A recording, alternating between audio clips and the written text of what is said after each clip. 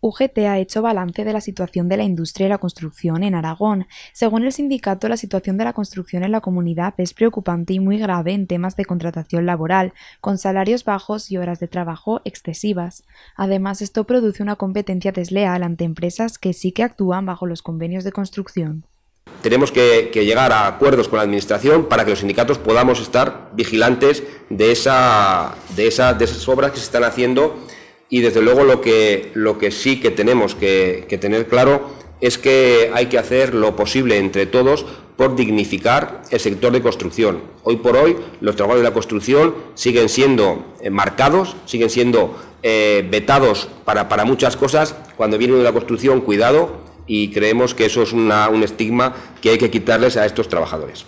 En el sector de la industria, la automoción es la protagonista del crecimiento del empleo, pero según afirma UGT, los puestos de trabajo que se crean no son dignos. Para demostrarlo, elaboraron un informe en base a 24 obras de Zaragoza para demostrar la ilegalidad de contratación de los trabajadores. Nos han dicho los propios trabajadores que están haciendo jornadas, pues ahí son ya de más incluso de 12 horas. Y en fin, yo creo que merece la pena. Son 1.152 trabajadores más solamente en Zaragoza que se podrían contratar. Para acabar con este problema, el sindicato hará campañas de divulgación para concienciar de la situación y descubrir rápidamente qué empresas están vulnerando la ley.